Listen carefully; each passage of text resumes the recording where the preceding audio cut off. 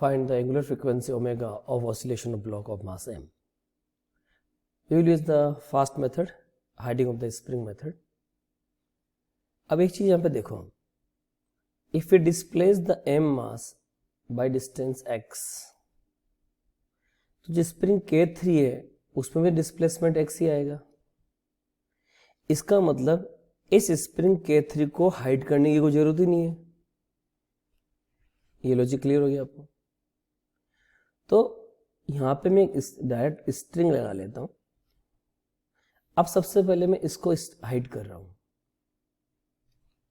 Spring K1 को hide कर रहा हूं.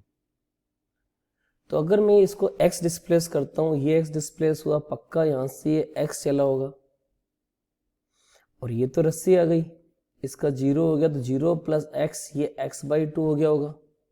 तो अगर मैं एनर्जी लिखूं U2, what I will say half K2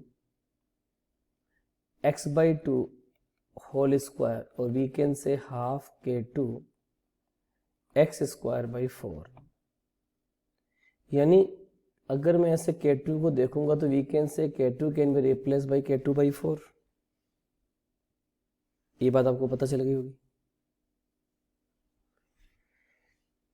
अब अगर आप देखो, इस स्प्रिंग को आप हाइड करो और ऊपर वाले को क्लियर कर दो. Again same condition, block is displace down by the x. ये x, इस स्प्रिंग में आपका x मूवमेंट हो रहा है, तो पक्का ये भी x ही हिली होगी ना. नीचे तो रस्सी है, वो तो हिली नहीं सकती. तो वी कैन से जो आपका K3 था उसमें कोई चेंज नहीं हुआ, वो K3 का K3 रहा.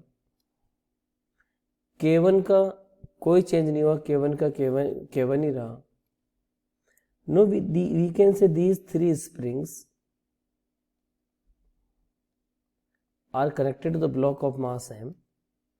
Here spring constant is K1, here it is K2/4, here it is K3.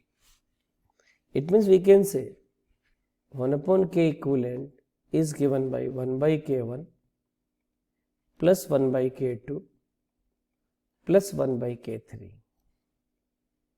यहां से हम लोग जो भी K इक्विवेलेंट आएगा, we will equalize with the m omega square, because single block है, और ओमेगा की value we will calculate. So after calculation we will get the result omega equal to, this is the answer. We can think another method. Tension is T, here the tension is T, here the tension is T, and here the tension is 2T. So K1 dash is written as the K1. Tension the block upon tension the spring whole square. So K1 dash will remain K1. K2 dash K2. Tension the block, that is T. Tension the spring, that is 2T whole square. So it is given by K2/4. And similarly tension on the this for the K3 dash, that is K3. Tension the block, tension the spring whole square, so it is given by K3.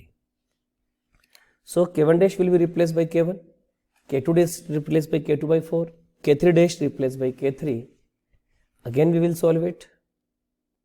So this is the final answer.